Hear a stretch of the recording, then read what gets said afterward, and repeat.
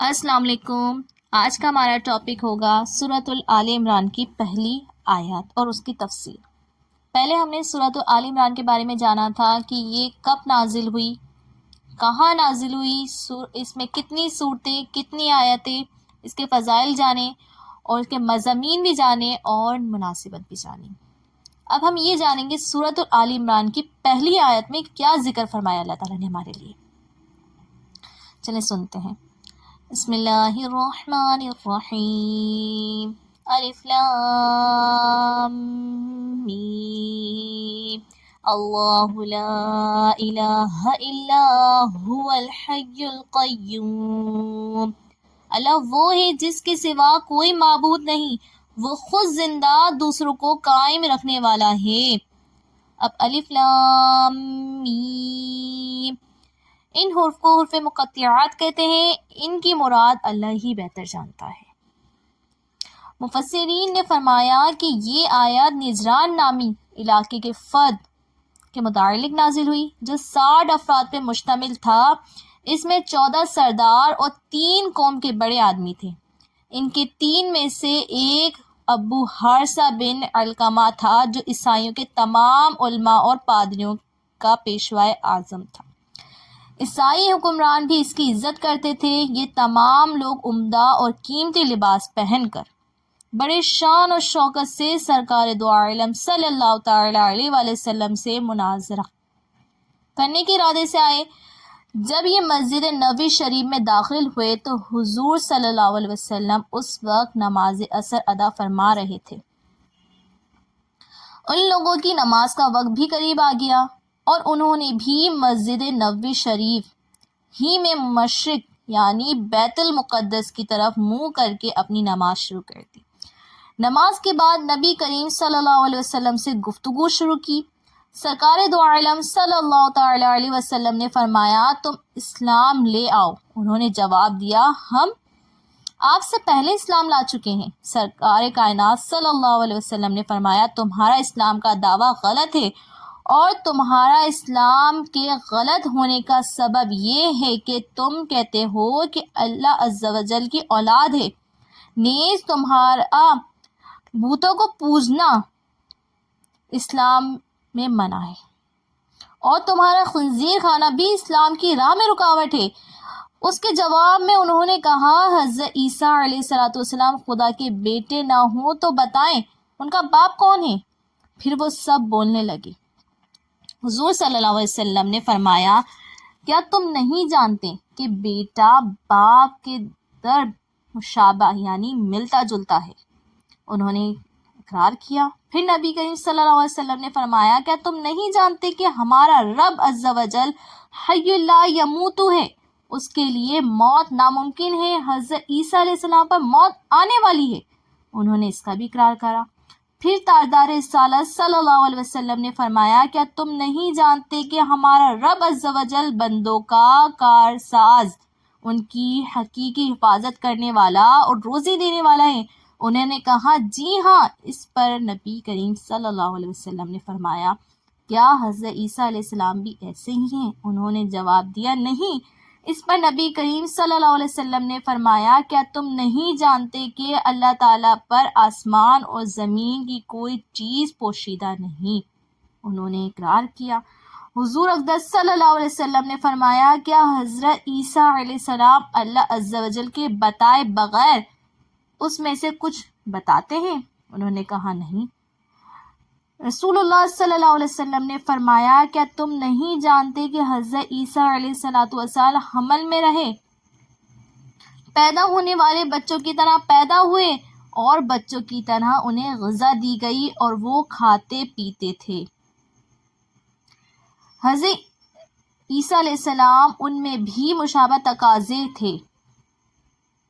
عیسائیوں نے اس کا بھی اقرار کیا۔ اس گفتگو پر حضور صلی اللہ علیہ وسلم نے ارشاد فرمایا، ان تمام چیزوں کے باوجود بھی حضرت عیسیٰ علیہ السلام کیسے خدا ہو سکتے ہیں جیسا کہ تمہارا گمان ہے؟ اس پر وہ خاموش رہ گئے اور ان کی کوئی جواب نہ بن سکا۔ اس پر سورۃ آل عمران کی شروع سے لے کر تقریباً 80 آیتیں نازل ہوئی۔ اس واقعے سے معلوم ہوا کہ صحیح عقیدے کو ثابت کرنے اور ان کے دفع کے لیے مناظرہ کرنا سنت ہے۔ حی و قیوم کا معنی۔ اس آیت میں اللہ تعالیٰ کی دو صفتیں بیان ہیں، حی اور قیوم۔ اللہ تعالیٰ کی صفت میں حی دائم اور باقی کے معنی میں ہے، یعنی اس کا معنی ایسا ہے ہمیشہ رہنے والا جس کی موت ممکن نہ ہو، جبکہ قیوم وہ ہے جو قائم بالذات یعنی بغیر کسی دوسرے کی محتاجی اور تصرف کے خود قائم ہو اور مخلوق کی دنیا اور آخرت کی زندگی کی حاجتوں کی تدبیر فرمائے۔ دیکھیے آپ نے ابھی جانا سورۃ آل عمران کی پہلی آیات میں کیا ذکر کرا اللہ تعالیٰ نے۔ حضرت عیسیٰ علیہ السلام کو عیسائی حضرت عیسیٰ علیہ السلام کو اللہ کا بیٹا کہتے تھے، اور یہ بھی دعویٰ کرتے تھے کہ ہم اسلام لے آ چکے ہیں، لیکن وہ اسلام کے دائرے میں ہی رکاوٹ ڈال رہے تھے، خنزیر کا گوشت کھا رہے تھے، بتوں کی پوجا کر رہے تھے، تو وہ کیسے اسلام لا سکتے ہیں؟ دیکھیے ان کا دعویٰ ہی غلط تھا، اور حضور صلی اللہ علیہ وسلم نے جب انہیں جواب مانگا کہ اللہ تعالیٰ بے اولاد ہے، وہ جو چیز جانتا ہے وہ حضرت عیسیٰ علیہ السلام نہیں جانتے۔ حضرت عیسیٰ علیہ السلام کو تو موت بھی آنی ہے، اللہ تعالیٰ کو موت بھی آنی ہے۔ جب ایسے سوال ہوئے تو وہ خاموش رہ گئے۔ اللہ پاک سے دعا ہے کہ ہمیں جیسے آج یہ آیت سنی اس پہ عمل کرنے اور اپنے عقیدوں کو خاص طور پہ مضبوط کرنے۔ ہمیں یہ نہ ہو کہ کس کا عقیدہ آ رہا ہے، 100 ہوتے ہیں لیکن 100 میں سے ہمیں صرف وہ عقیدہ اپنانا ہے جو قرآن میں ہے۔ قرآن کی تفسیر میں ہمیں بہت سے عقیدے بتائے گئے ہیں کہ عیسائی، نصران، پتہ کیا کون کون سے نہیں ہیں۔ انشاءاللہ اللہ سے دعا کرتے ہیں کہ اللہ ہمارے عافیت فرمائے ہمیں، اور ہمیں قرآن کی بتائے گئے راستے پہ چلنے کی توفیق دے۔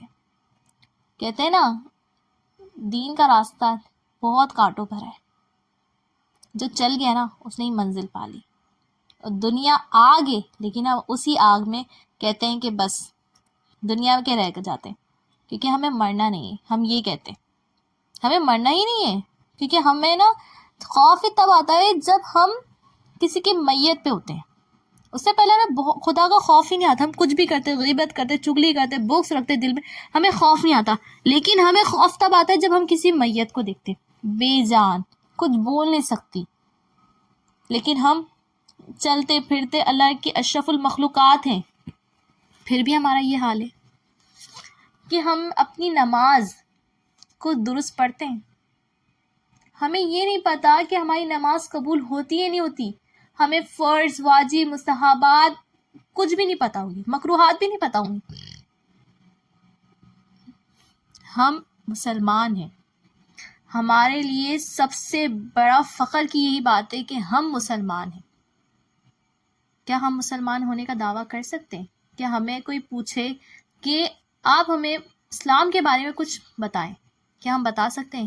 ہمیں فرض پتہ ہوں گے اسلام کے بارے میں، ہمیں ضروریات دین میں کیا شامل ہے وہ پتہ ہوں گے؟ نہیں پتہ ہوں۔ ہمارا تو یہ بھی ہمیں نہیں پتا ہمارا جو قرآن ہم نے پڑھا ہے وہ ہم نے صحیح پڑھا ہے غلط، کیونکہ قرآن میں 2 غلطیاں بہت بڑی، ایک لہن جلی اور ایک لہن خفی۔ لہن جری قرآن کی حرام غلطی ہے جس کے کرنے والا قرآن ہی اس پہ لعنت کرتا ہے۔ دیکھیں قرآن جس کو اللہ تعالیٰ نے خود محفوظ کرنے کا ذکر ہے، اپنے ذمے لیا ہے کہ یہ میرے ذمے اس کی حفاظت، اور اگر ہمارا ایک ورڈ اگر لہن جری میں چلے گیا تو ہم پہ قرآن ہی لعنت کر رہا ہے۔ خدارا اپنے قرآن کو، اپنی نماز کو، خاص طور پہ اپنے آپ کو درست کریں۔ اپنے قرآن تو درست ہی، ہمیں اس کو درست پڑھنا ہے،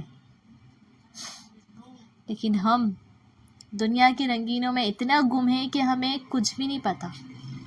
اگر کوئی ہمیں بتاتا بھی نا، ہم ایک کان سے سنتے دوسرے کان سے نکال دیتے۔ بس یہ دعا کریں کہ اللہ پاک ہمیں ایمان کی موت دے، کیونکہ بعض دفعہ تو یہ دیکھا جاتا ہے ہم پیدا تو مسلمان ہوتے ہیں، مرتے وقت ہم کافر مرتے ہیں، کیونکہ کلمہ کسی خوش قسمت والوں کو نصیب ہوتا ہے۔ اللہ پاک ہم خوش قسمت والوں میں بھی لکھ دے کہ ہم مرتے ہوئے کلمہ نصیب ہو جائے ہمیں، کیونکہ ہمیں نہیں پتا ہماری ہر آن موت ہے، کر لے جو کرنا موت ہے۔ ہم اس دنیا میں کب تک رہیں گے، کب تک ہم خوشی سے پھولیں گے، کیونکہ ہم تو اس دنیا کی اتنی رنگینیوں میں، کیونکہ ہم تو پریزنٹ میں رہ کر بھی فیوچر کی تیاری کر لیتے ہیں اور ہمیں یہ نہیں پتا ہوتا ہمارا فیوچر کیا ہے، کیونکہ اللہ نے فرما دیا ہے کہ ہر گھڑی موت ہے۔ موت ہم کو دن میں 5 دفعہ یاد کرتی ہے، کیا ہم نے 5 دفعہ یاد کرا ہے؟ قبر بھی ہمیں 5 دفعہ یاد کرتی ہے کہ میرے اندر آنا ہے اور تو باہر اس سے خوشیاں منا رہا ہے، میں اندھیری قبر کا کھڑا ہوں اور تو خوشیاں منا رہا ہے۔ اللہ پاک سے دعا ہے کہ ہمیں ہمارے گناہ کو معاف کر دے اور ہم سے ایسا راضی ہو کہ کبھی ناراض نہ ہو، کیونکہ اللہ ناراض ہو گیا تو ہمارا دین، دنیا، آخرت سب تباہ ہے۔ کیا ہم نے یہ سوچا ہم کتنے نمازیں چھوڑتے ہیں؟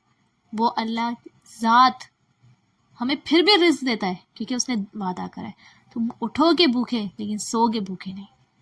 اور اللہ جس سے ناراض ہوتا ہے اس سے نماز کی توفیق چھین لیتا ہے۔ ہم میں کتنے بول سکتے ہیں کیسے ہیں ہم مسلمان، اللہ ہم سے مسلمان ہوتے بھی ہم سے نماز کی توفیق چھین لے۔ خدارا خدارا خدارا، اس سے کاموں سے بچیں اور